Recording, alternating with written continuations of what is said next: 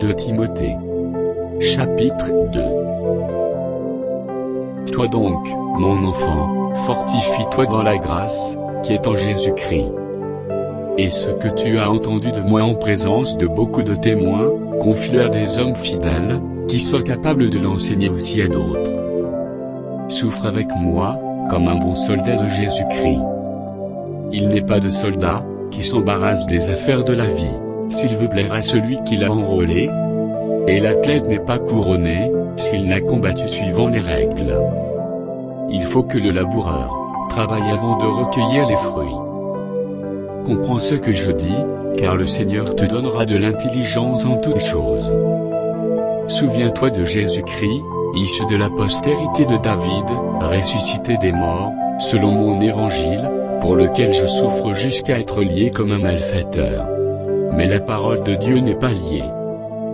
C'est pourquoi je supporte tout à cause des élus, afin qu'eux aussi obtiennent le salut, qui est en Jésus-Christ, avec la gloire éternelle. Cette parole est certaine. Si nous sommes morts avec lui, nous vivrons aussi avec lui. Si nous persévérons, nous régnerons aussi avec lui. Si nous le renions, lui aussi nous reniera. Si nous sommes infidèles, il demeure fidèle, car il ne peut se renier lui-même. Rappelle ces choses, en conjurant devant Dieu, qu'on évite les disputes de mots, qui ne servent qu'à la ruine de ceux qui écoutent. Efforce-toi de te présenter devant Dieu, comme un homme éprouvé, un ouvrier qui n'a point à rougir, qui dispense droitement la parole de la vérité.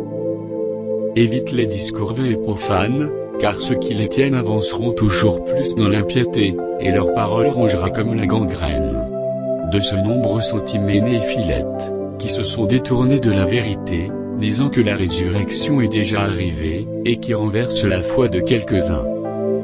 Néanmoins, le solide fondement de Dieu reste debout, avec ses paroles qui lui servent de sceau. Le Seigneur connaît ceux qui lui appartiennent, et quiconque prononce le nom du Seigneur, qu'il s'éloigne de l'iniquité. Dans une grande maison, il n'y a pas seulement des vases d'or et d'argent, mais il y en a aussi de bois et de terre, les uns sont des vases d'honneur, et les autres sont d'un usage vil. Si donc quelqu'un se conserve pur, en s'abstenant de ces choses, il sera un vase d'honneur, sanctifié, utile à son maître, propre à toute bonne œuvre. Fuis les passions de la jeunesse, et recherche la justice, la foi, la charité, la paix, avec ceux qui invoquent le Seigneur d'un cœur pur.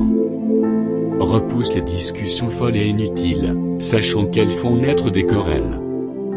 Or, il ne faut pas qu'un serviteur du Seigneur ait des querelles, il doit, au contraire, avoir de la condescendance pour tous, être propre à enseigner, doué de patience.